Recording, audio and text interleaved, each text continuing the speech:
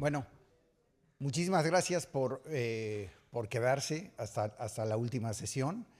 Esta última sesión va a tratar sobre los retos y oportunidades en el ámbito macroeconómico. Entonces, de alguna manera, vamos a poner muchas de las cosas que vimos previamente juntas con una perspectiva de sostenibilidad, tanto en la parte de crecimiento, pero obviamente en la parte financiera, finanzas públicas, mercados financieros, etcétera. Tenemos un panel excepcional. Muy rápidamente sus currículums. Ana Aguilar trabaja ahora en el BIS, en la Oficina de las Américas que está en México.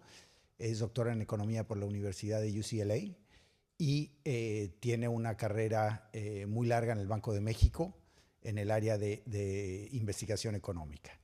Luego Gerardo Esquivel, quien actualmente es profesor en el Colegio de México, es columnista en Milenio y en El País, y recientemente terminó su periodo como miembro de la Junta de Gobierno del Banco de México y obtuvo su doctorado en la Universidad de Harvard.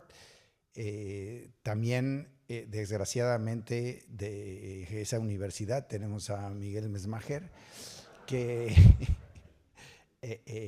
está actualmente en el ITAM, el Instituto Tecnológico Autónomo de México. Estuvo en la segunda vuelta 12 años en la Secretaría de Hacienda. Fue subsecretario de Ingresos, subsecretario del ramo, fue director de Planeación Hacendaria y previamente estuvo en el Banco de México y, como dije, actualmente es como el director del área de Ciencias Sociales en el ITAM. Y bueno, yo soy Alejandro Werner y estoy actualmente en la Universidad de Georgetown. Entonces, con eso vamos a empezar el orden. Va a empezar Ana con una perspectiva más regional y luego Gerardo ya entrará de lleno a México. Miguel y yo vamos a hablar también de los retos macroeconómicos en México. Entonces, con eso, Ana, por favor.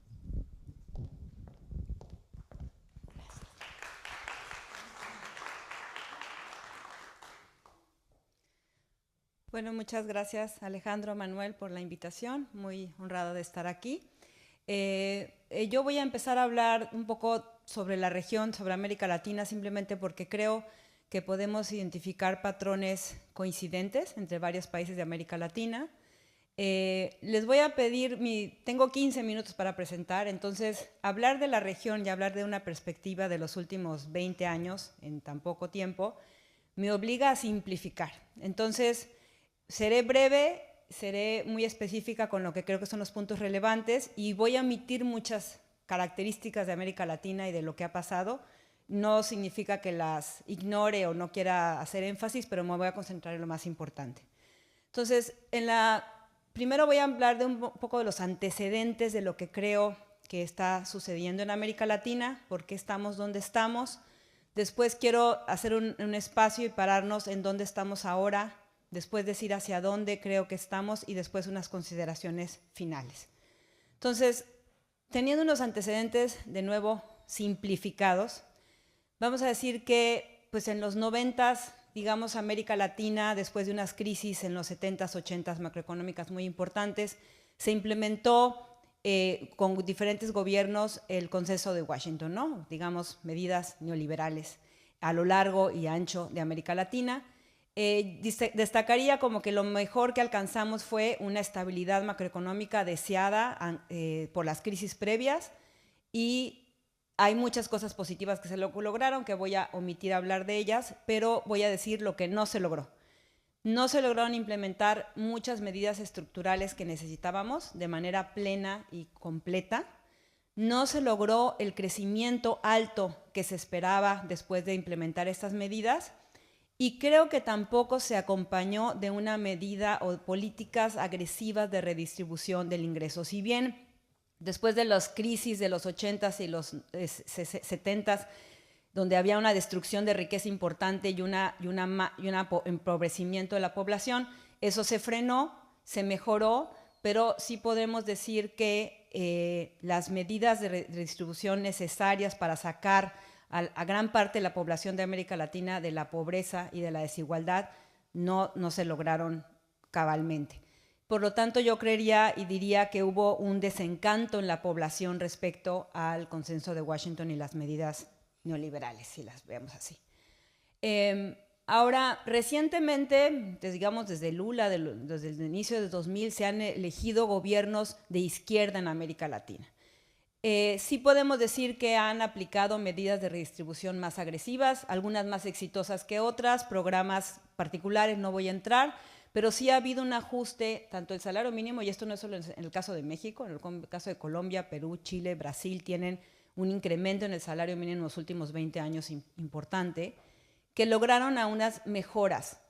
Sin embargo, también ha venido acompañado de incertidumbre política. Y esto, si lo vemos en diferentes momentos en cada país de América Latina, hay diferentes, ahorita te voy a mostrar una gráfica, en donde hay un incremento en la incertidumbre política que tiene que ver con pues, cambios en la Constitución, cambios en las reglas del juego, que no queda claro cuándo se van a volver a cambiar. La expansión fiscal, estos programas redistributivos han venido en muchos casos acompañados por incremento en déficit y deuda, de manera que en algunos casos se percibe insostenible. Y en algunos casos, como Brasil en 2015 y Colombia en 2021, han perdido el grado de inversión. Y todos los demás países, si bien no han perdido el grado de inversión, han disminuido el grado de calificación soberana. Pero una cosa positiva que ha habido, por lo menos hasta ahora, es que han prevalecido los contrapesos institucionales en la mayoría de los países, y en esto es importante tomarlo en cuenta porque van a hablar seguramente los demás panelistas de qué pasa con México en este sentido. Ahora, obviamente la disminución en la calificación a todos nos preocupa. Ha habido unos costos enormes para los países que la han perdido, pero sí quiero decir que tampoco ha habido un sudden stop en estos países. Ha seguido fluyendo la inversión, si bien obviamente a precios más altos, ha cambiado la composición de inversionistas, más locales, menos extranjeros, ha cambiado la volatilidad en los mercados financieros, se ha incrementado de manera importante en estos mercados, pero y también está asociado pues, a un mayor costo de financiamiento y por lo tanto menor inversión y menor crecimiento. Ahorita voy a mostrar unos cálculos que hicimos relacionados con esto. Entonces, en la primera gráfica vemos simplemente la incertidumbre política. Por ejemplo, en la línea roja, que es Brasil, vemos cómo desde 2011-12 empezó a incrementarse de manera pronunciada la incertidumbre política. Cada país ha tenido sus diferentes episodios en donde hay tanto enfrentamientos sociales, ha habido problemas políticos, ha habido incluso cambios de gobierno dramáticos, etcétera, que han llevado a esta incertidumbre política, que como vemos en la gráfica del medio y de la derecha, pues están asociados a una alta volatilidad tanto en el tipo de cambio como en el riesgo soberano. Y aquí tenemos simplemente una gráfica de los promedios de las calificadoras y las calificaciones de el riesgo soberano. Y vemos como algunos países, la línea roja es Brasil, en 2015 pierde el grado de inversión, que está en 10, normalizado a 10. Colombia también lo pierde en 2021. Y vemos cómo las demás líneas, si bien siguen arriba del grado de inversión, han disminuido casi todas y algunas de manera pronunciada. Ahora, si hacemos una simple estimación de la rebaja en la calificación, cómo se asocia a, por ejemplo, la volatilidad del tipo de cambio, a las tasas de interés de largo plazo, al riesgo país y también a las expectativas de crecimiento, pues sí vemos que tiene un impacto negativo en la economía, en la pura disminución. Ahora, si nos pasamos en la segunda columna, que es de plano cuando pierden la calificación, cuando el indicador está en menos de 10, son mucho más pronunciados los efectos negativos. Entonces sí podemos pensar en el umbral que da la calificación de crédito, como que si la baja a 1 sí tiende a tener un mayor efecto. No estoy diciendo que, si bien dije que no hay un sudden stop, no estoy diciendo que no tenga implicaciones importantes para los mercados financieros y la economía. Ahora, con eso como contexto quiero decir algunas cosas. Si bien critiqué un poco por qué estas medidas del Consenso de Washington no hicieron el delivery del crecimiento y del bienestar social que esperábamos, sí nos trajeron un contexto macroeconómico más estable que ha rendido frutos. Por ejemplo, uno de los más claros es cómo América Latina pudo hacer frente a la crisis de la pandemia con políticas monetarias y fiscales contracíclicas, cosa que no hubiéramos pensado en el pasado. Se dio, y además, con este aumento en la inflación, ha sido exitosa también la región en disminuir la inflación de manera importante. Ahora, sí tengo que reconocer que el problema fiscal, tener una política fiscal expansiva, incluso en este periodo en donde los bancos centrales estaban tratando de frenar la inflación, hace que casi que el ancla macro se convierte en el Banco Central con la tasa de interés, y una política fiscal expansiva incluso estorba al actuar del Banco Central para controlar la inflación. Ahora, esta mayor incertidumbre vuelve menos, o sea, afecta la parte macroeconómica, afecta la confianza del sector privado y vuelve menos efectivas a las políticas económicas. Y ahorita voy a hablar en la siguiente lámina de eso. Y además hace que no haya espacio para lidiar con choques nuevos, ¿no? Todo el espacio que tenía la parte fiscal quizás se agotó en la pandemia, y si no se recupera la parte fiscal, ante un nuevo choque no tendremos cómo lidiar con él. Ahora, lo que he escuchado hablar de la gente en Brasil, Colombia, es que el sector privado se acostumbra a trabajar con un nivel de volatilidad o de riesgo soberano más alto, de manera que empieza a funcionar la economía con unas tasas más altas, y es como si entonces no fuera tan grave que tengas una pérdida de grado de inversión, porque entonces nada más la economía opera a otro nivel. Sin embargo, en un estudio que hicimos, sí nos podemos dar cuenta que en las líneas, en el área azul, es un régimen de baja incertidumbre política, que lo obtenemos de la misma gráfica que les mostré atrás. En la gráfica a la izquierda tenemos la operación de la política fiscal, y en la derecha la operación de la política monetaria. El área azul es un régimen de baja incertidumbre, y el área roja es cuando hay alta incertidumbre. Entonces, las políticas macroeconómicas dejan de funcionar de manera adecuada. O sea, una política expansiva fiscal se puede volver incluso contraccionista, eso ya se ha demostrado en la academia, y aquí estamos viéndolo tal cual como funciona en América Latina. Y la política monetaria, por ejemplo, pierde su efectividad a la hora de controlar la inflación. Y esto, lo único que está pasando de un régimen a otro es que hay alta o baja estabilidad incertidumbre política. Bueno, entonces, pasando a estos beneficios que tuvimos en la parte macro y cómo los riesgos que tenemos de perderlos, digamos que uno de los beneficios de estos gobiernos fue que, de veras, vamos a decir, con diferentes indicadores, se redujeron de manera importante los problemas de pobreza y desigualdad en la población. Sin embargo, nos gusta pensar lo que pasa en el corto plazo, pero también lo que va a pasar en el largo plazo. Entonces, quizás en el corto plazo, lo vimos en la presentación de Nora en la mañana, hubo una mejora en las condiciones de desigualdad y de pobreza, por ejemplo, en el caso de México. Sin embargo, sabemos como economistas que si no se resuelve el problema de crecimiento a un mayor crecimiento en el largo plazo, no va a haber ni el espacio fiscal, ni va a haber el incremento en otras medidas como de educación, salud, etcétera, o simplemente va a haber un crecimiento sostenido que permita ese bienestar en la población. Entonces, si no tenemos un incremento en el crecimiento a largo plazo, las buenas intenciones no se van a poder traducir en buenos resultados. Y además, indicadores de gobernabilidad y Estado de Derecho se han deteriorado. Ahorita les voy a mostrar una gráfica que sigue. Entonces, podemos decir que si tenemos una disminución en el riesgo soberano, que el riesgo soberano es solo un indicador de qué tan factible es que nos presten financiamiento.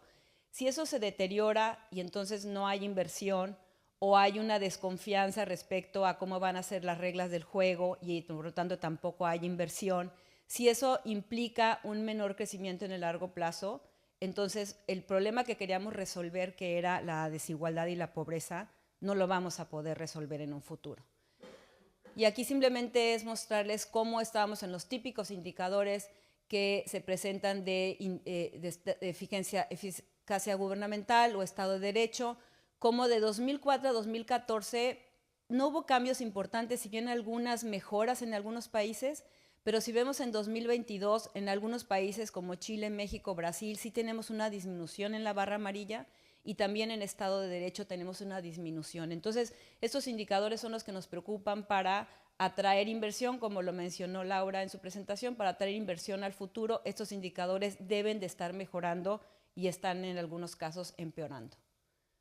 Estas son las expectativas de largo plazo. En 2014 se tenían unas expectativas, o sea, cuando vino el ciclo de los precios de los commodities, cuando Latinoamérica se integró más a exportar hacia China, tenía unas muchas mejores perspectivas de crecimiento y ahora, 10 años después, tenemos expectativas de crecimiento de largo plazo mucho menores. Ahora, para no cerrar con un tono tan negativo, digamos que sí tenemos algunas cosas positivas todavía en la región. Todavía tenemos unos marcos de política monetaria fortalecidos, como lo mencioné, esta reducción en la inflación que ha sido pues no dolorosa, no ha habido crisis, no ha habido recesiones y hemos logrado bajar la inflación. Obviamente ha habido factores globales que han contribuido, pero yo creo que ha sido muy positivo y que le da una palomita a los bancos centrales de la región. Tenemos cuentas externas mucho más manejables que las que teníamos en el pasado. En general, tenemos todavía estos acuerdos de libre comercio, se han modernizado las economías y también tenemos todavía en la mayoría de los países contrapesos institucionales, o sea, el poder judicial, el poder legislativo, el Banco Central e incluso los mercados financieros también han servido como disciplinador para todas estas economías. Finalmente, para cerrar, yo tengo dos cosas que me preocupan. La primera es si tenemos espacios de política macroeconómica para reaccionar ante alguna recesión. Y se habla de una desaceleración en los próximos años importantes. Parece ser que no tenemos el espacio para hacerlo. Y si esta agenda de disminuir la pobreza y la desigualdad va a poder ser sostenible a lo largo del tiempo, tanto por la parte fiscal, tanto por la parte de crecimiento, se va a enfrentar con los retos de no poder seguir implementando estas mejoras, que era originalmente lo que muchos de estos gobiernos tenían en mente y que estamos de acuerdo en que es algo que se tiene que hacer. Y por último, es esta sensación de oportunidades perdidas, ¿no? Y ya hablaba Laura de cómo México, por ejemplo, podría tener una mucho mayor oportunidad. O sea, si ustedes recuerdan, en la época de los 2000, cuando China entró a la WTO, para México fue un golpe durísimo porque era su competidor y porque le quitó muchísimo de lo que exportaba a Estados Unidos. China fue un gran competidor. Y uno se pregunta por qué ahora que está pasando lo contrario con las tarifas a China no estamos inmediatamente recuperando el mercado perdido que tuvimos en esa época, ¿no? Entonces, las restricciones que tenemos son importantes en ese sentido. Y también otros países de América Latina ahorita el aprovechamiento que están teniendo a los precios altos de las materias primas no es tan claro como lo hubo en el 2000, por ejemplo, en la época de los precios de las materias primas altas. Entonces, de nuevo, esa sensación de oportunidades perdidas la hemos tenido ya por varios años y ojalá eso cambie. Gracias.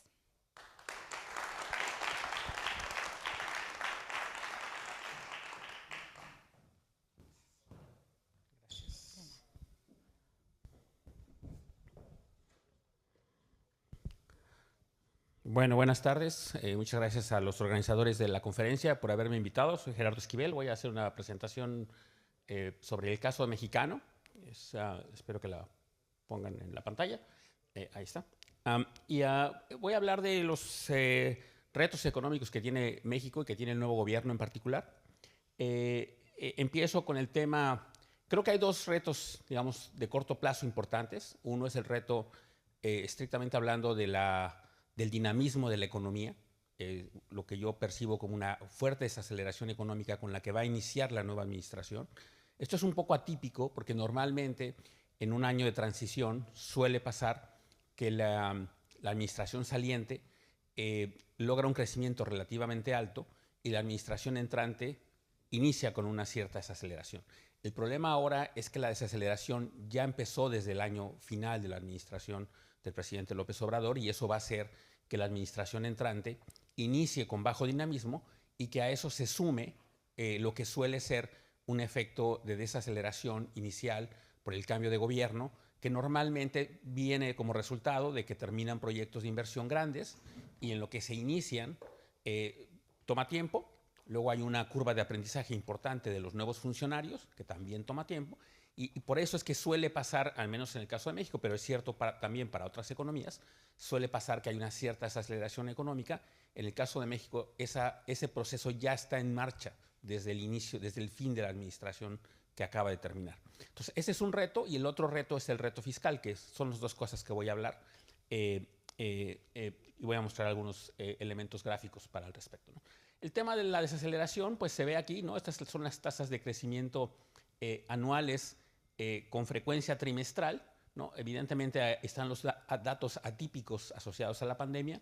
México fue de los países que más sufrió con la pandemia. El PIB se cayó en 2020 en más de 8% en el caso de México. Luego vino una recuperación muy fuerte, pero lo que se puede apreciar ya de manera más allá de los trimestres atípicos asociados a la pandemia es que en los últimos años hemos venido en un franco proceso de desaceleración del crecimiento económico, como se puede ver ahí. El último dato que tenemos, que es el segundo trimestre de 2024, el crecimiento anual ya fue de solo 1%. De tal manera que la estimación de crecimiento para 2024, que al inicio de la administración era de 3%, al menos para el gobierno mexicano y para el Banco de México, estimaban eso. Analistas esperaban un poco menos, pero el promedio oficial era 3%. Se estima ahora que va a ser 1.5% o quizá menos, es decir, la mitad y quizá incluso menos, ¿no? Entonces, venimos en ese franco proceso de desaceleración. Eso se ve con claridad reflejado en la creación de empleo formal. Creo que es el indicador de coyuntura más ilustrativo de lo que está pasando, ¿no? Estas son las tasas de crecimiento de empleo formal en México en lo que va del siglo, como se puede ver ahí. Y lo que quiero nada más que vean es esa desaceleración notable que se ve al final del periodo 23-24, cómo estamos en tasas de crecimiento de 1.6% de generación de empleo formal. Y noten que otros periodos en los que estuvimos en niveles similares, todos ellos fueron momentos de una fuerte desaceleración económica y en particular de recesión. No quiere decir que vamos a entrar en una fase tan negativa como la que se ve en esos periodos, pero sí quiere decir que estamos en un franco proceso de desaceleración que pareciera ser similar a lo que pasó, por ejemplo, al inicio de la administración del presidente Fox en el 2000, pareciera ser similar al inicio de la administración del presidente Calderón, que estuvo asociada a la crisis financiera global, y parece estar en los mismos niveles de 2019, que fue un mal año para México, que fue el primer año de la administración del presidente López Obrador, que después se ve mucho más dramático porque vino la pandemia. Entonces, no quiero exagerar, digamos, en que piensen que esa es la trayectoria que nos espera, pero sí es un nivel de crecimiento del empleo formal pues bastante bajo y que cuando lo vemos comparado, por ejemplo, contra la actividad económica, ¿no? Aquí están ya las dos gráficas. La línea azul es la actividad económica mensual, que es el IGAE, que es una medición, digamos, del PIB mensual contra el crecimiento del empleo formal, y se puede ver cómo hay un conmovimiento, ¿no?, entre el empleo y la actividad económica muy claro, y vean cómo ahorita estamos en esa fase de desaceleración que se ve allá al final de las gráficas, donde los dos van claramente hacia abajo, la actividad económica y el empleo formal. Entonces, estamos en esa ruta ya de desaceleración, y creo yo que podemos trazarla con mucha claridad a dos cosas que están ocurriendo en el país, ¿no? Esto que muestro acá es la tasa de crecimiento del empleo formal, pero nacional y por regiones. Esto es muy importante porque es para entender de dónde viene la desaceleración que está sufriendo México.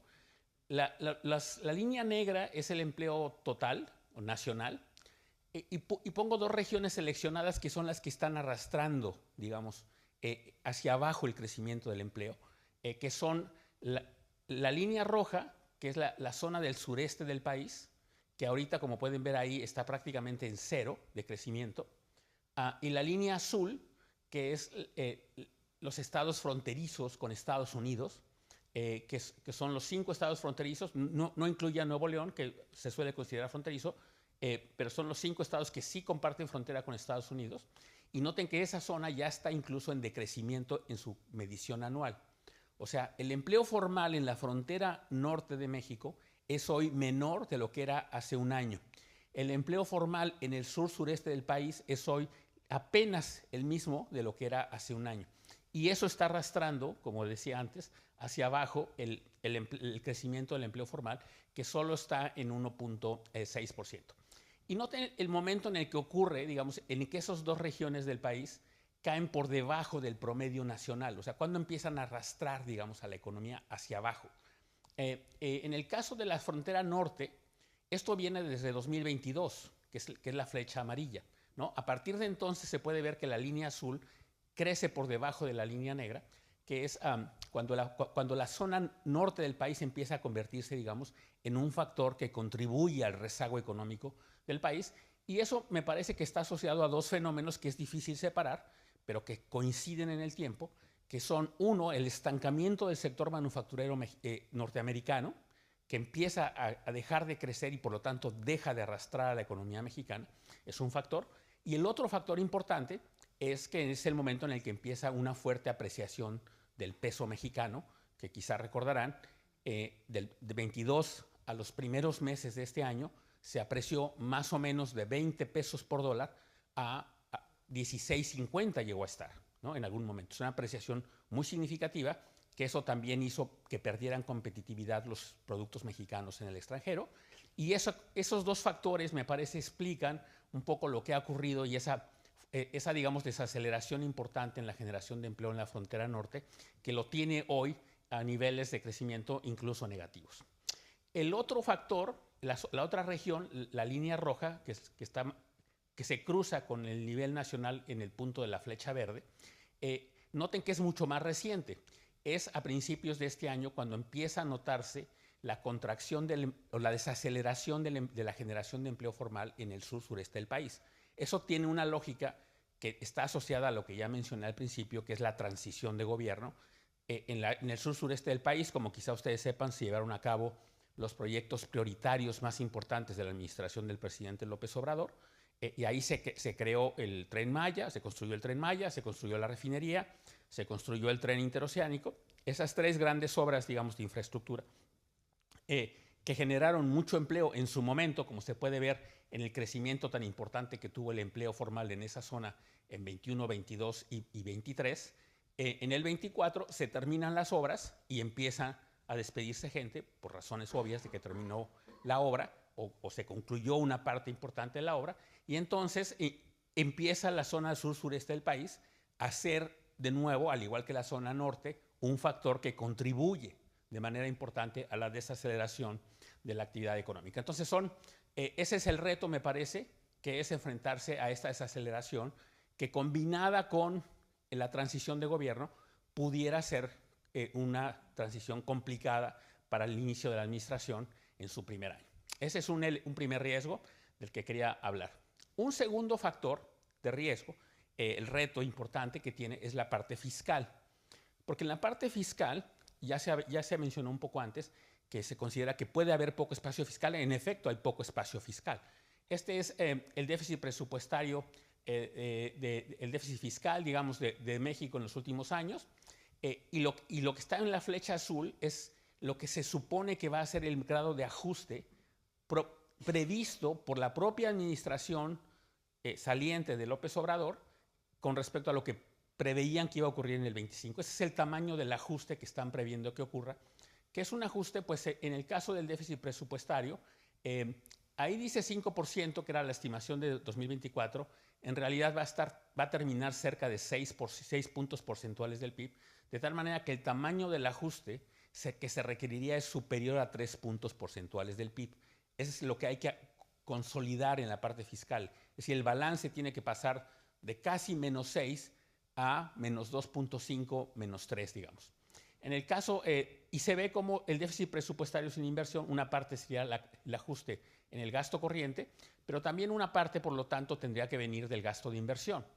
Esas son tres formas distintas de presentar el tamaño de la consolidación y nada más para aquellos que, digamos, para traducirlo a pesos, digamos, es alrededor de un billón de pesos, que en el caso en español es 1.000.000 de millones de pesos, ¿no?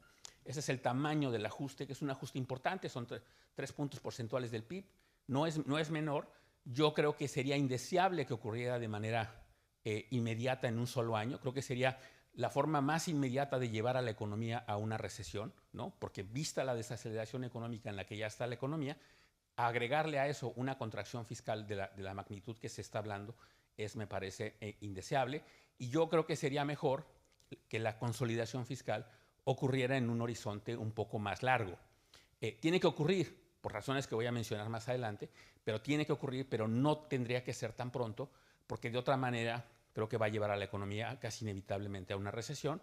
En cambio, si se hace un poco más en el mediano plazo, puede no ser tan negativo el efecto, pero eso requiere, por cierto, que las autoridades económicas sean capaces de informar a los agentes económicos, a los analistas, a los observadores, que eso va a pasar y explicar por qué razón.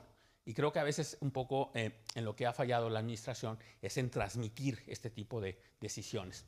Pero para que vean por qué razón, creo que es algo que el margen está muy restringido, que es algo que ya se ha hablado aquí. Este es el balance fiscal de México en los últimos 35 años, 34 años, ¿no? Son las últimas 6 administraciones presidenciales. Pueden ver, la trayectoria es interesante ver de qué manera ha ocurrido, ¿no? En la administración previa, en las administraciones anteriores, por ejemplo, con Zedillo y con Vicente Fox, pues tuvimos un balance casi cero, ¿no? Fiscal. Luego con Felipe Calderón inició el déficit. Noten que inició en 2008, 2009, como resultado de la contracción de la economía y de la crisis financiera global que requirió una política contracíclica importante, y ahí inicia el déficit, que se mantiene durante la administración de Peña Nieto. Al final de la administración de Peña Nieto se trata de reducir un poco con un ajuste importante en las finanzas públicas. No se elimina del todo, pero en la administración del presidente López Obrador inicia con un déficit, pues con una magnitud relativamente razonable, que mantenía el cociente de deuda PIB estable, pero luego en los últimos años, como se puede ver ahí, esa brecha se fue ampliando hasta cerrar con el déficit que ya hablamos ahora de entre 5 y 6 puntos porcentuales del PIB. Entonces, ese déficit que está creciendo, ¿no?, en los últimos años, la pregunta es si se puede arreglar fácilmente o no. Ya vimos que están comprometidos a hacerse este ajuste para el próximo año, pero hay un problema más estructural de mediano y largo plazo que yo creo que es el reto que enfrenta México, que es el siguiente. Pueden ver aquí, ¿no? La gráfica anterior era ingresos y gastos y el balance. Estos son nada más los ingresos totales, que es la línea verde, ¿no? La línea verde es la misma de ingresos de la gráfica pasada. Y las líneas azul y roja ahora son sus subcomponentes o sus componentes, digamos. Y está dividido en dos: los ingresos que vienen del cobro de impuestos o tributarios y el resto. El resto son no tributarios, que tienen que ver con contribuciones a la seguridad social, tienen que ver con los derechos del petróleo, etcétera, y otras cosas. Y la suma de esas dos cosas da la línea verde. Lo que es interesante ver es que los ingresos presupuestarios están prácticamente estables en los últimos 15 años.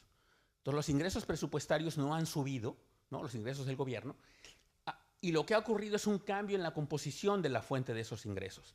Los ingresos tributarios han subido, ¿no?, subieron de manera importante durante la administración del presidente Peña Nieto, y se han mantenido y luego han seguido creciendo un poco, pero noten que eso viene acompañado por una caída importante en los ingresos no tributarios, que apenas se ha compensado, y ese es un poco el tema hacia adelante para el país, ¿no? Los ingresos están estables y los gastos están, como se vio en la gráfica anterior, con una ligera tendencia creciente. Déjenme me regreso, nada más para que vean esa tendencia creciente de los gastos, y que esa tendencia creciente posiblemente va a seguir por dos razones. Uno, porque parte de esos gastos, una parte no menor, está asociada al pago de pensiones. El pago de pensiones es del esquema anterior, no de la pensión universal nueva, que también contribuye, pero la parte importante en este momento proviene del compromiso del pago de pensiones de las generaciones pasadas, del régimen anterior, del régimen pensionario anterior, y que conforme la sociedad mexicana se va haciendo más vieja, ¿no? va creciendo en edad, pues ese pago va a crecer en el tiempo. Y luego el gasto en salud también va a crecer por razones de la transición demográfica y epidemiológica. Entonces la presión del gasto es hacia arriba, y a eso hay que sumarle que hay gastos sociales de programas sociales que han ido implementándose en los últimos años que generarán una presión adicional.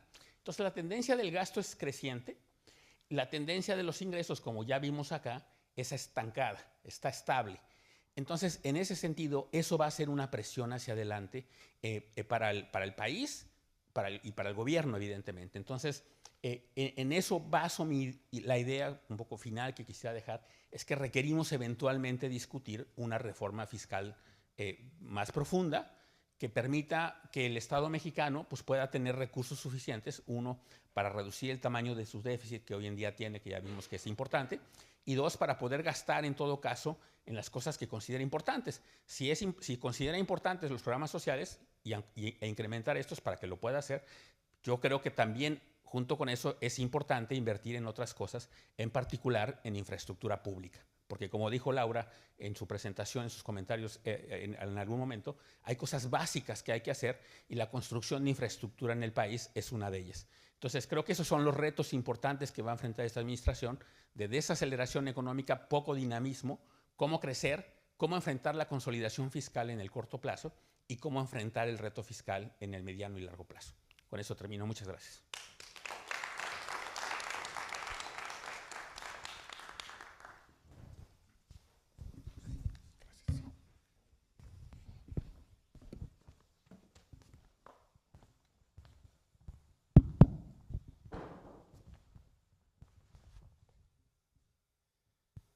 Pues muy buenas tardes a todos. También arranco agradeciendo muchísimo la invitación a Manuel, Alejandro, por la posibilidad de estar con ustedes. También tengo unas láminas que me imagino están instalando y prometo que voy a intentar ser lo más rápido posible, ya sabiendo que es la última sesión y casi al final. Esta es la de Alejandro.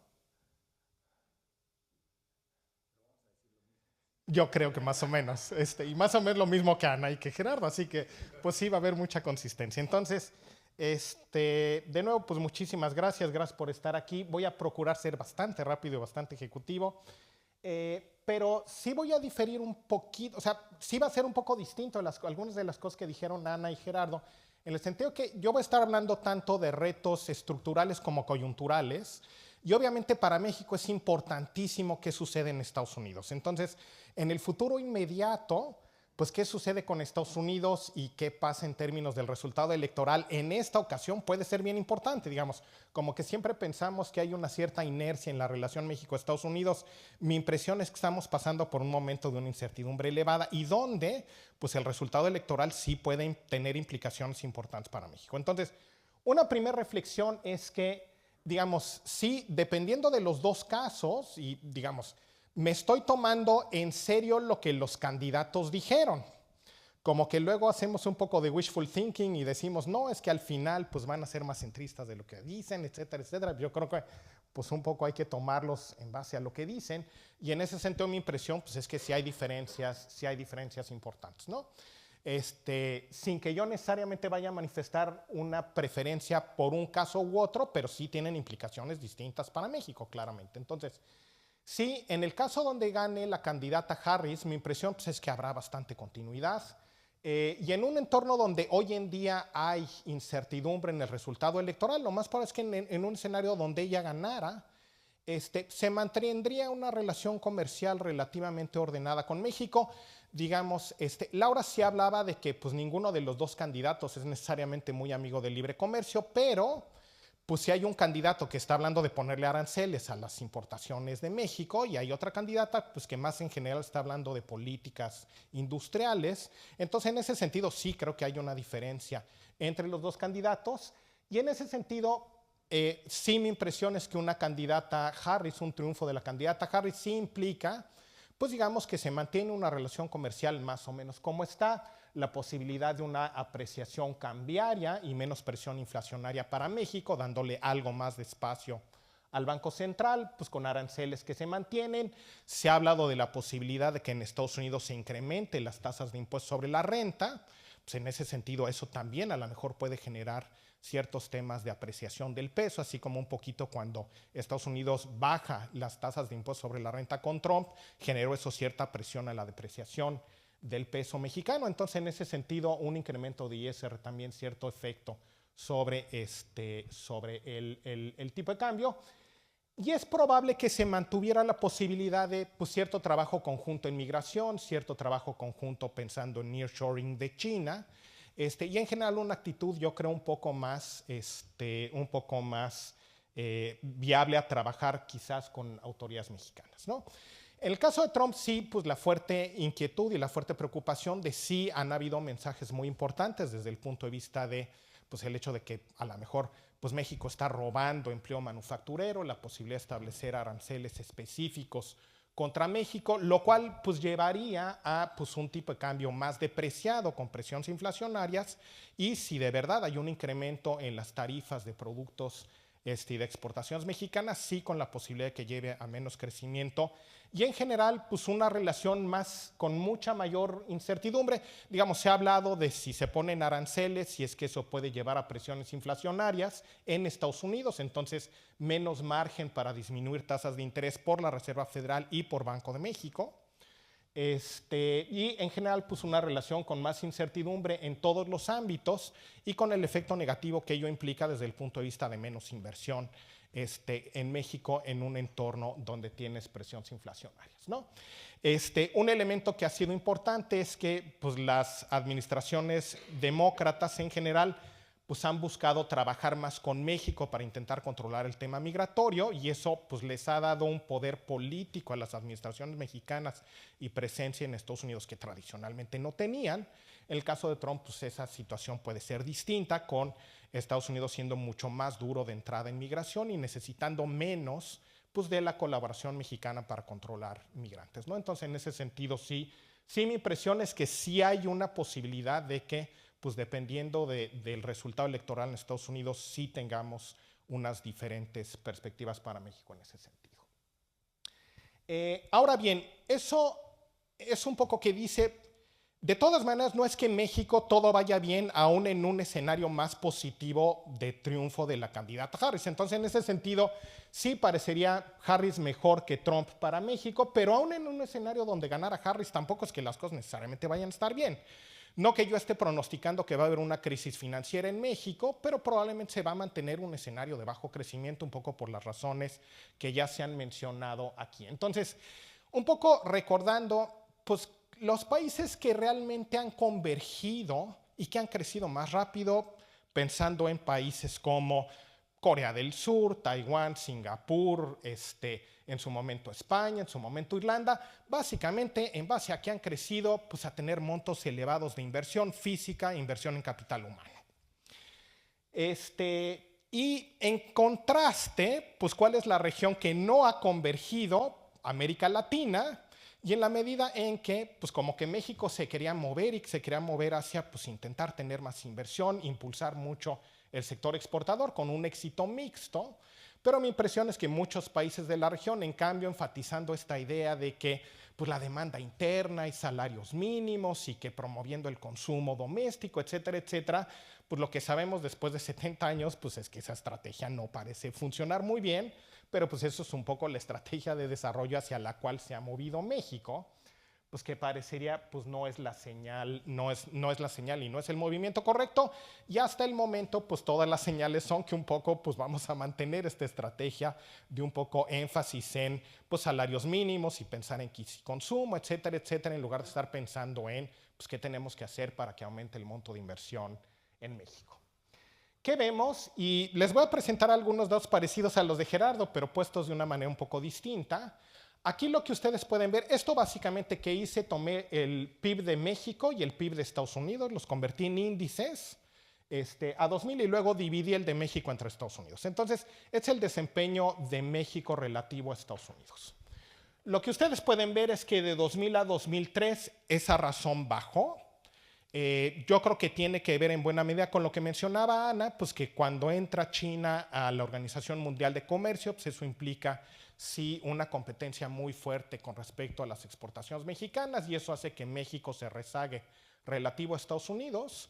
Pero después lo que pueden ver es que después de ese ajuste, pues más o menos se logró estabilizar el PIB mexicano con respecto al de Estados Unidos. Sí hay cierta volatilidad, obviamente, con la gran recesión, etcétera, pero pues, por lo general yo creo que básicamente lo que podemos ver es que cuando menos México, digamos, no estaba convergiendo, pero no se estaba retrasando en términos relativos, pero por lo que observamos es que sí, claramente, durante los últimos años en que uno pensaría, pues como que ha cambiado la lógica un poco de la estrategia de desarrollo, pues claramente México teniendo un desempeño muy desigual al desempeño de Estados Unidos y entonces sí entrando en una etapa de una disminución relativa en cuanto a desempeño y en cuanto a producción, pues muy importante de 2018 en adelante. A mí me llamó mucho la atención el que eso sucediera a pesar de que México tiene un desempeño muy bueno en manufacturas.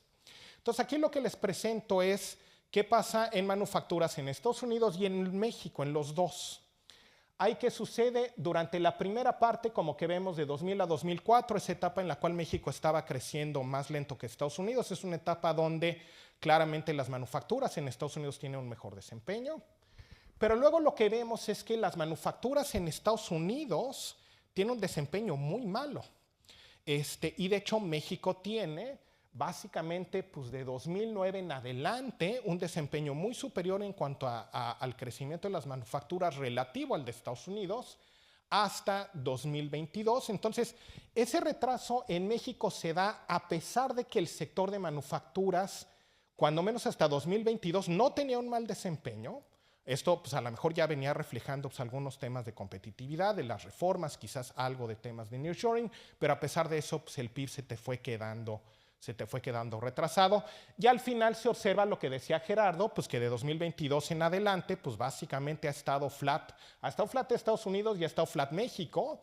Si ven el periodo anterior, con todo y que Estados Unidos estaba flat, México de todas maneras estaba creciendo.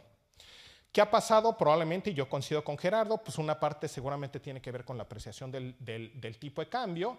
No sé cuánto también, pues como que teníamos esta discusión sobre salarios y productividad, en la medida en que también pues van aumentando salarios sin que hayan aumentos en productividad, pues eso también seguramente algo te debe estar frenando por ese lado. Gerardo hablaba también, y Alejandro también lo ha dicho, o sea, el tema de la desaceleración vinculada a las transiciones presidenciales. Entonces, digamos, si en un entorno donde te venías retrasando y ibas teniendo, digo, no necesariamente es crecimiento negativo, pero sí claramente es un desempeño más débil que el de Estados Unidos. Y donde, pues aquí básicamente lo que les muestro es durante las últimas administraciones, estas son las tasas de crecimiento anual y cómo claramente, como un poco mencionaba Gerardo, pues típicamente en año electoral pues tenías unas tasas relativamente más altas de crecimiento y el primer año de la administración siguiente esto se desaceleraba de manera muy importante. Entonces, cabría seguramente, digamos, es previsible que volvamos a observar eso durante este episodio. Como mencionaba Gerardo, pues con el tema de que ya desde este año, a pesar del último estímulo fiscal y de estas cosas, resulta que pues, el año electoral en México está siendo un año de débil crecimiento, entonces en ese sentido pues, cabe la posibilidad de que tengamos una recesión moderada, yo creo el próximo año, en parte debido a esto. Mi impresión, y esa es una hipótesis, pero pues yo no he hecho el trabajo que habría que hacer para hacerlo, pero mi hipótesis es que si bien está el fenómeno fiscal que menciona Gerardo y Alejandro, yo también lo he visto mencionarlo, mi impresión es que también por el lado de la inversión privada debe de suceder algo también en cuanto a que también observamos una disminución importante y una desaceleración importante en la inversión privada en estos episodios, y mi sospecha es que pues muchas empresas ya tienen permisos para realizar inversiones, ya tienen proyectos, cuando lleguen los nuevos no saben si les van a cancelar los proyectos, si les van a pedir pues de nuevo pues aportaciones para terminar con sus proyectos. Entonces mi sospecha es que también los inversionistas privados buscan acelerar todo lo posible los proyectos, pensando en que pues la actividad y por la transición gubernamental, pues se puede alentar todo el proceso de inversión, incluso privada. Entonces mi sospecha es que esto no solamente se debe a inversión pública, sino también a inversión privada, con muchas empresas intentando acelerar. Veíamos que los datos que mostraba Laura de inversión privada son de repente de una aceleración. Yo creo que es consistente con la historia, de que hay quienes aceleran su inversión privada para evitar un poco los retrasos que luego se dan ya cuando viene la administración. Ahora, eso es con respecto al escenario base y lo que sucedería en un escenario pues, en el cual ganara la candidata Harris. En el caso en el cual pues, gane un candidato Trump, digamos a los problemas previos, pues súmenle pues, la posibilidad de que sí tengas una actividad negativa, un choque negativo para la actividad económica, una depreciación del tipo de cambio, mayor incertidumbre en la relación entre México y Estados Unidos. Banco de México tendría que mantener tasas elevadas un poco para intentar contener el efecto del tipo de cambio sobre inflación. Obviamente, pues mayor presión financiera sobre finanzas públicas en la medida en que tengas tasas de interés más altas y un tipo de cambio más depreciado. Entonces, en ese sentido, sí la percepción de que en este escenario, pues la desaceleración puede ser más profunda y que la recuperación sea un poco más débil o lenta, ¿no? Con respecto a la pregunta de Gerardo, yo creo que sí sería lo mismo que opinaba Gerardo en cuanto a reforma fiscal. Mi impresión es que sí sería ideal por varias razones. En principio te permitiría tener una mejor combinación de política monetaria y fiscal. Eso es algo que también mencionaba Ana. Dada la situación de México, mi impresión es que pues, sería mejor que pudieras tener una política monetaria más laxa y una política fiscal algo más apretada. Entonces, en ese sentido, sí te permitiría tener una combinación de políticas mejor. Sí tienes márgenes más limitados, digamos, pues ya no tienes fondos de estabilización que tuvo la administración actual. Ya hay un límite, digamos, una parte de los incrementos en recaudación tributaria que hizo la administración actual fue sin una reforma fiscal, fue apretando un poco a los contribuyentes con acciones de fiscalización. Mi impresión es que eso pues ya más o menos llegó al margen y llegó al límite.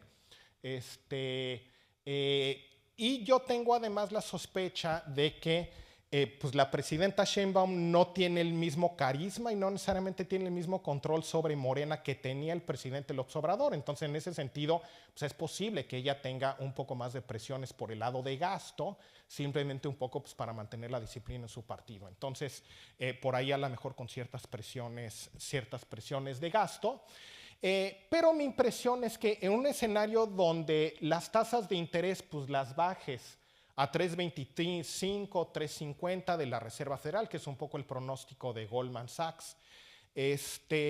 Mi impresión es que puedes mantener un déficit relativamente alto y los mercados financieros se lo tomarían con cierta tranquilidad. Entonces, en ese sentido, pues Gerardo como que presentaba pues de 5 a 2.5, pues sí necesitas hacer un ajuste bastante importante y bastante grande. Mi impresión es que con tal de que casi se mande una señal medio cosmética de una disminución de medio punto o entre medio punto y un punto en un escenario donde la Reserva Federal está regresando a tasas bajas, pues en ese sentido no tendrás mayor presión inmediata, si bien obviamente pues no es la situación ideal. Ahora, si bien yo creo que sí sería ideal hacer la reforma fiscal, desde el punto de vista de si creo que podrían hacerla, pues mi respuesta es yo creo que no. Y yo creo que más bien pues estamos regresando un poco a la dinámica que tuvo México de 1970 a 2000 más o menos, digamos como que de 2000 a 2018 pues sí se buscaba hacer ajustes fiscales a inicio de administración para ganar algo de espacio fiscal, etcétera, etcétera. Pero previo a eso, realmente cuando se hacían las reformas era cuando te obligaban los mercados.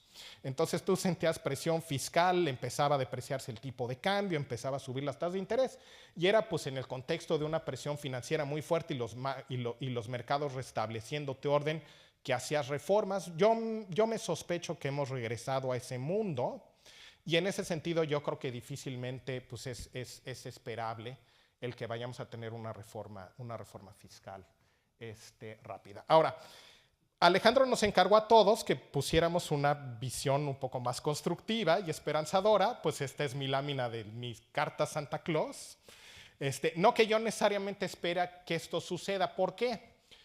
Porque todas estas acciones implican ceder control político y mi impresión es que pues, la administración anterior y la administración actual prefieren enfatizar temas de control político versus, por ejemplo, pues, temas de promoción al crecimiento o temas de eficiencia económica. Entonces, pues si es mi lista Santa Claus, no que yo necesariamente tenga mucha esperanza de que algo de esto suceda, pero sí con la idea de que, a ver, pensando en que la administración de Sheinbaum pues, es una administración de izquierda, tú puedes armar una agenda de izquierda que sea pro crecimiento.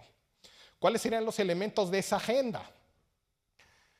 Reforzar la competencia económica, pues claramente uno pensaría, bueno, pues eso tendría que ser, pero ¿qué está pasando? Pues por lo general se ha privilegiado más un acercamiento corporativo a la relación con el sector privado, corporativista, y eso pues en general implica pues, cierto acercamiento a lo mejor a empresas con poder de mercado, entonces pues sí implicaría un cambio en el equilibrio político, pero bueno, en principio uno pensaría que pues una administración de izquierda podría vender una idea o quisiera tener más competencia económica, lo cual sería importante. Empoderar a los usuarios de los sistemas de educación y salud pública, hablamos de la importancia del capital humano, donde pues, empoderar a las familias y a los alumnos, pues de nuevo uno pensaría que sería muy consistente con una agenda, pero donde de nuevo pues, haya habido un tema de relación con sindicatos. Entonces, en ese sentido, sí implica pues, darle menos importancia a los sindicatos y darle más importancia pues, a los padres de familia y a los usuarios de los servicios, ¿no? En el margen, pues un salario mínimo, digamos, si había mucho retraso, yo creo que hubo una parte de incrementos en salarios mínimos que se podían hacer sin mayores efectos, pero sí cada vez más pues debería estar enfocado en la parte de aumentos por productividad. Sí se puede hacer una reforma fiscal y un elemento importante pueden ser impuestos progresivos en bienes raíces. Técnicamente es algo muy complejo, pero sí se puede hacer. Mayor eficiencia de gasto con transparencia, criterios de efectividad y evaluaciones. Montse hablaba un poco de la pérdida de transparencia que se ha venido dando en general en CFE y en Pemex, pero pues es más generalizado, pues esa parte en principio debería ser consistente con una agenda izquierda, siempre y cuando estés dispuesto a ceder poder, ¿no? Finalmente, mejor acceso a justicia efectiva y combate al crimen pues, de manera importante. No voy a entrar en eso porque ya no tengo tiempo, pero me atreví a hacer una adivinanza de si al final sí fueras a hacer una reforma fiscal, que es probable que hicieran y que sería deseable, pero lo voy a dejar solo por si hay preguntas, dado que ya estamos muy tarde. Gracias. Muy rápido.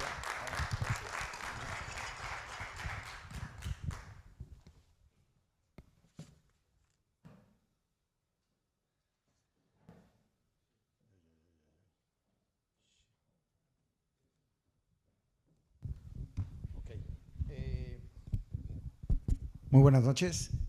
Gracias por quedarse. Ya es tarde. Y yo claramente voy a repetir lo que dijeron Ana, Gerardo y Miguel, tal vez de una manera diferente, pero para que no se me olvide dos cosas. Creo que lo que dijo Miguel, tal vez muchos de nosotros estamos formateados, que el primer año de gobierno, el capital político del gobierno entrante es muy alto y es el momento para hacer una reforma fiscal, probablemente con las mayorías que tiene esta administración, probablemente piensan, podemos ver si alcanza sin hacer una reforma fiscal que tiene un costo político importante, y si es necesario y aparte nos la imponen, va a ser mucho más fácil vendérsela al partido y va a ser mucho más fácil avanzar con ella. Yo no sé si hayan hecho esa reflexión o no, pero me hace sentido lo que dijo Miguel ahí. Lo que no me hace sentido, tal vez desde una perspectiva de las universidades aquí en Estados Unidos, ¿no? De las universidades de México, es empoderar más a los alumnos. Creo que ya están muy empoderados y aquí todos los miembros del faculty van a decir, Miguel, piénsale mejor, ¿no? A verlas. Con respecto a la recesión del año entrante, digamos, aquí están las expectativas económicas para el 2025 y 26 de la encuesta del Banco de México, comparando lo que esperaban los analistas al principio del año y lo que esperaban en septiembre. Y luego las columnas grises son un poco mis proyecciones, como dijo Miguel, yo las hago igual que él, sin un modelo, etcétera, más o menos con cierto feeling de la economía, viendo los indicadores, un poco lo que nos mostraba Gerardo. Yo creo que cuando lo vemos en tasas trimestrales desestacionalizadas, nos dice que la economía mexicana en 2024 ha estado parada ya. Trae una tasa anual de crecimiento positiva por el carryover del año anterior, pero básicamente la economía mexicana ya está parada. Entonces, la recesión que yo veo el año que viene más por los factores que ya mencionaron, un probable ajuste fiscal importante, la incertidumbre que la reforma judicial implica y la incertidumbre que, digamos, nos puede venir de Estados Unidos, no solo de la revisión del tratado, sino de las políticas comerciales, migratorias, etcétera, que impongan la próxima administración en Estados Unidos. Y yo creo que esa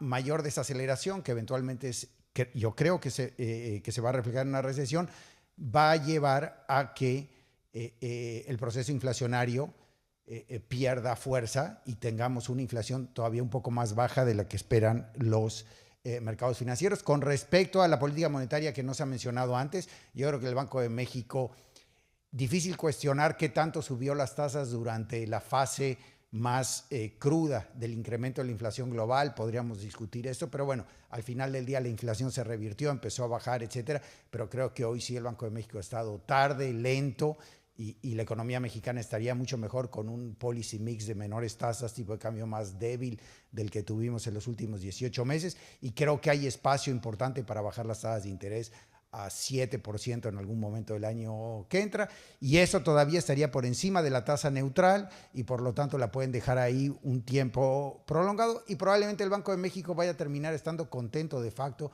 con una inflación del 4%. El Banco de México anterior, el de siempre, el tecnócrata, el que nos gustaba y lo que sea, vivió contento con 3,5%, aunque el objetivo era 3%, pero nunca llegamos a 3% de manera consistente. Entonces tampoco nos hagamos el harakiri si se estabiliza en 4 con gobiernos que van a empujar los salarios de manera, digamos, más por el lado de política pública.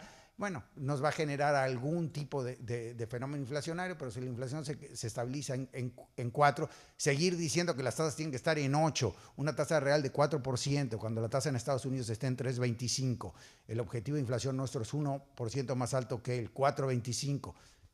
Ponle una prima de lo que quieras, pero en la tasa overnight, la prima, ¿cuánto va a ser? 50 centavos, 4.25, 4.75, 5. Todavía con 7 tenemos de sobra para que la política monetaria siga contribuyendo de manera restrictiva a que la inflación baje y que ojalá el Banco de México se vuelva un poquito más flexible en ese sentido y contribuya de esta manera, digamos, a un policy mix en la parte financiera más que conduzca más a la recuperación de la economía. Pasando al mediano plazo, un poquito, la política de los últimos 6 años, yo creo, ha sido una política con estabilidad, redistribución, sin reformas y básicamente sin crecimiento económico. Sin crecimiento económico, lo vemos al final, el crecimiento promedio del Producto Per Cápita en este gobierno fue de los más bajos en los últimos 30 años. Si vemos el consumo per cápita por deciles en esta administración, que son las columnas grises, es el gobierno en el que más ha aumentado el consumo promedio en términos reales de los deciles más bajos. Y cuando vemos con respecto a la composición factorial del ingreso, el shift que ha habido hacia la mano de obra, aumentando la participación de la mano de obra en el PIB de 25 a 28%, es algo que no habíamos visto en mucho tiempo, y creo que en ese sentido, digamos, la política redistributiva de este gobierno se ha basado, como ya lo vimos con la presentación de Nora, lo que dijo Gerardo, lo que dijo Miguel, por un lado en la parte presupuestaria, digamos, en un gasto en pensiones importantes, parte ya estaba condicionado en el régimen anterior por el tema demográfico, parte por las nuevas pensiones generalizadas que se han ampliado y también por mayores programas sociales. Pero sin embargo, una de las palancas más importantes es la política laboral, que tiene que ver con el salario mínimo, pero también tiene que ver con reformas legales en el tema del outsourcing, que limitaba, digamos, las prestaciones sociales y los salarios a trabajadores de ciertos niveles y algún otro tipo de reformas laborales. Y eso ha llevado a un aumento importante en el ingreso de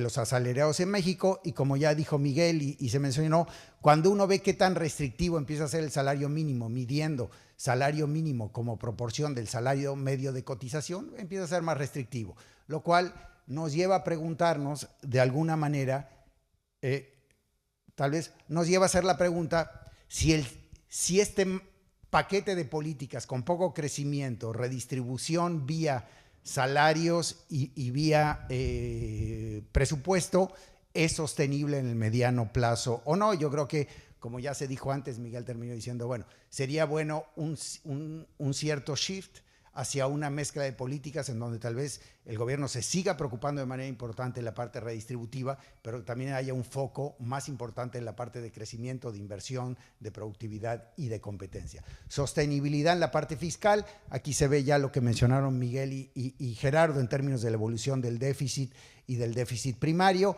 López Obrador overall no generó un incremento de deuda, digamos, nada más grande que las últimas dos administraciones. Sin embargo, le deja a la próxima administración un déficit relativamente alto. México no tiene, comparativamente a otros países de América Latina, una razón de deuda PIB muy elevada. Sin embargo, estamos en el rango en donde si nos acercamos a Colombia, etcétera, en 3, 4 años podemos estar hablando de si México, perdería el grado de inversión o no. Y como dijo Ana, perder el grado de inversión, yo creo que es importante no perderlo.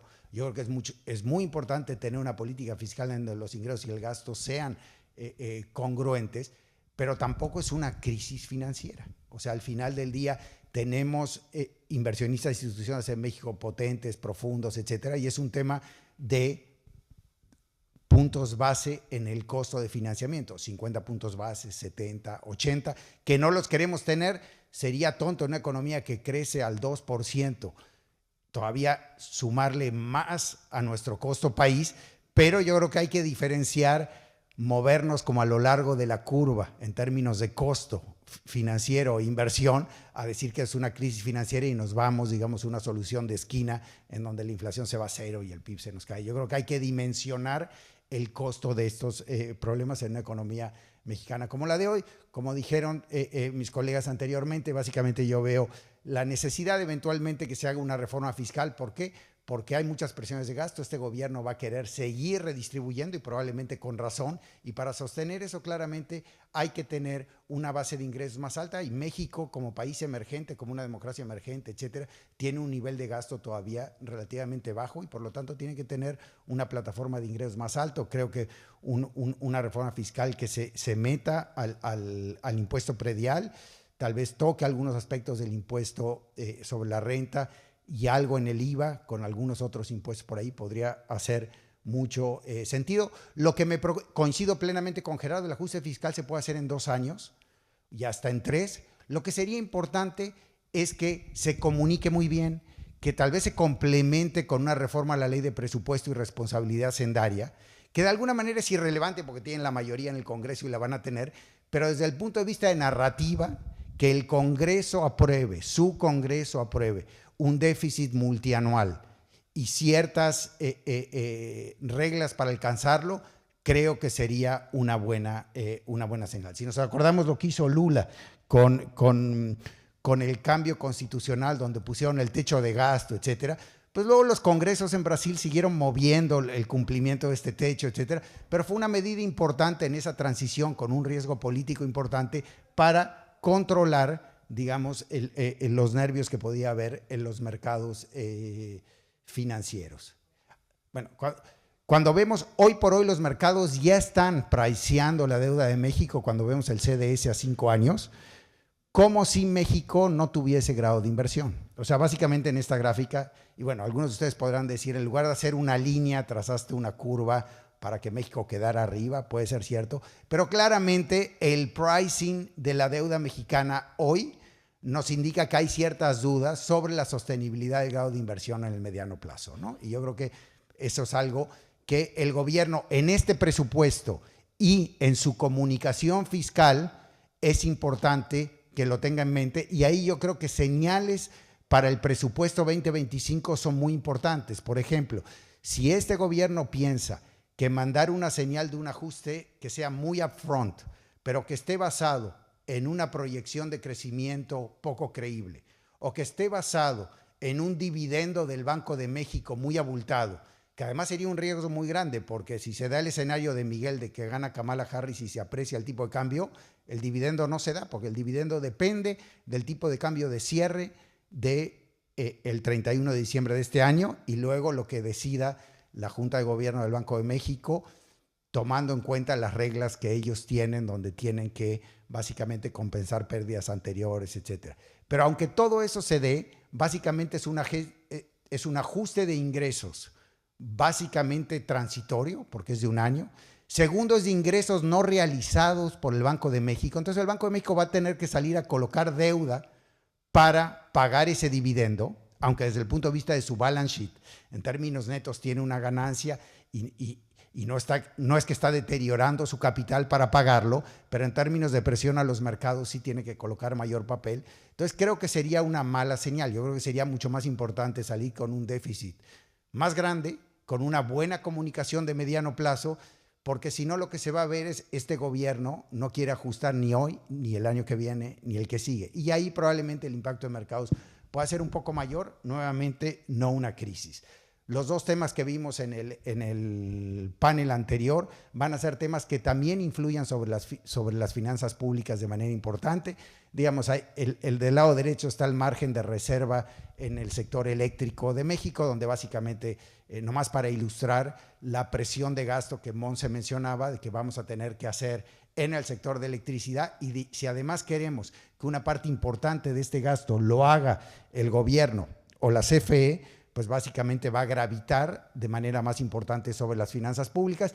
Y en Pemex, digo, ya Luis nos hizo una presentación muy, muy detallada de Pemex. Yo lo quería ilustrar básicamente con una caída en la producción importante, un aumento en los costos de producción, y obviamente cualquier empresa donde la producción cae 35%, los costos de producción aumentan 85% y su costo de endeudamiento se va a las nubes. Pemex hoy, la deuda de Pemex hoy paga un diferencial con respecto a la deuda del gobierno federal de 450 puntos base. Cualquier empresa que hace una reestructura operativa mayúscula, evalúa las áreas que no son muy rentables y donde el costo de financiamiento es mucho más alto que la rentabilidad de esas áreas, se las vende a empresas que tienen costo de financiamiento más bajo y capacidad operativa más alta o mayores eficiencias de producción, y hace una cierta reestructura importante. En Pemex no vemos, independientemente de, digamos, dónde estuvo el problema. Pemex, estas cosas vienen de mucho tiempo atrás. Entonces, independientemente de dónde se generó el problema, claramente ayer y anteayer era el momento para arreglarlo. Entonces, ahora hay que arreglarlo. Y yo creo que si no, va a estar gravitando de manera importante sobre el presupuesto, y la posibilidad de contaminación del financiamiento del soberano es importante. Sobre la sostenibilidad externa y el tipo de cambio, el único punto que quiero hacer, y sobre la competitividad de las manufacturas que mencionaban Miguel y Gerardo en sus gráficas, es que México, con el aumento en remesas, pues básicamente se vuelve un país en donde su fuente de ingresos externo es un mix un poco más balanceado entre nuestra balanza comercial y nuestra balanza de servicios. Y en la medida que recibimos más por remesas, eso gravita sobre la competitividad de las manufacturas, y muy probablemente eso debió haber llevado al Banco de México a tener una política más agresiva de acumulación de reservas, menores tasas de interés, y probablemente mantener un tipo de cambio un poco más depreciado para tratar de limitar el impacto que esto puede tener sobre el sector manufacturero mexicano. Eso ha sido bueno, las remesas, para evitar, digamos, un deterioro en el déficit de cuenta corriente más importante. Pero si seguimos con un modelo, digamos, de empujar la demanda interna, como decía Miguel, y por otro lado, sin un enfoque productivo importante, también el sector externo se puede volver una vulnerabilidad en términos de tener más volatilidad en los mercados de capitales. Con respecto a la incertidumbre y al riesgo internacional que viene de Estados Unidos, con respecto a la negociación del Tratado de Libre Comercio, yo creo que al final vamos a llegar a una renegociación del Tratado de Libre Comercio muy parecida, ya sea que gane Kamala Harris o que gane el expresidente Trump, donde básicamente vamos a transformar el Tratado de Libre Comercio en un Tratado de Libre Comercio que va a tener un segmento que va a ser como una unión aduanera anti-China, donde las políticas vis-a-vis China de México y Estados Unidos van a tener que ser iguales, tanto en la parte de tarifas como en la parte de aprobación de inversión china en México. Vamos a tener que tener una institución parecida a lo que Estados Unidos tiene, que se llama CFIUS, donde se aprueba la inversión extranjera en México, y básicamente nuestras decisiones con respecto a China van a tener que ser un espejo de lo que haría Estados Unidos, y claramente, como se mencionó anteriormente, en términos de Estado de Derecho, etcétera, podríamos tener, digamos, situaciones en donde Estados Unidos quiera endurecer la fortaleza de los procesos de resolución de controversias, etcétera, pensando que el Tratado de Libre Comercio, que empezó siendo un tratado entre dos países que querían la integración, la globalización, etcétera, hoy es un tratado entre dos países proteccionistas, intervencionistas, que saben que están unidos en la cadera y que tienen que seguir unidos, pero es más una plataforma para resolver problemas, porque de los dos lados vemos países que básicamente priorizan de manera importante la discrecionalidad en la política pública, y cómo básicamente resuelven el uso de esa discrecionalidad a través de procesos de resolución de controversias.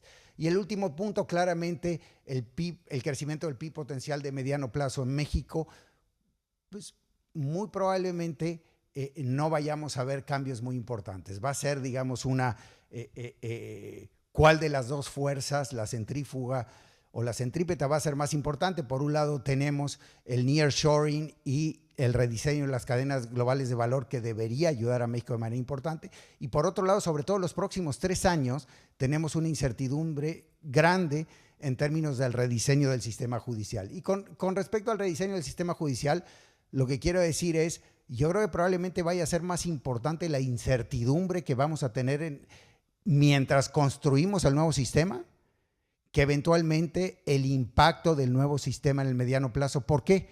México hoy, si vemos esta gráfica que nos muestra el Rule of Law Index del World Justice Project, para el nivel de desarrollo de México tenemos índices de Estado de Derecho catastróficos. Cuando uno ve estos niveles, en América Latina los países que están peor que México en el índice de Estado de Derecho son Venezuela, Haití, Bolivia y Nicaragua.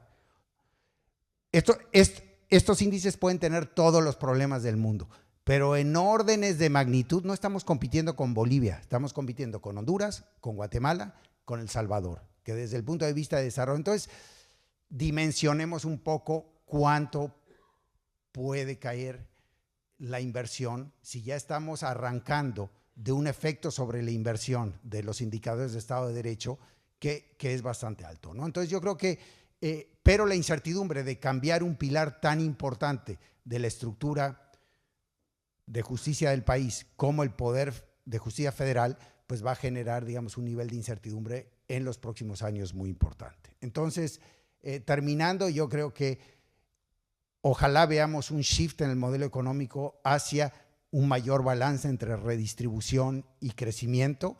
Sin embargo, México tiene una fortaleza financiera que yo creo que nos aleja de una posibilidad de una crisis en el corto plazo, pero bueno, como alguna vez dijo el profesor Rudy Dornbusch, dijo como que con respecto a las crisis económicas, tardan más de lo que pensamos que van a tardar, pero cuando ocurren mucho más rápido de lo que creíamos que iban a ocurrir. Entonces, en ese sentido, probablemente esto también genera confianza en un gobierno que luego eventualmente incrementa las vulnerabilidades a un nivel donde eventualmente una crisis se desarrolla de manera muy, muy rápida. Y para evitar esta vulnerabilidad, claramente creo que el próximo gobierno debería balancear mejor estos pilares de redistribución con salud financiera y productividad, competencia e inversión. Muchas gracias.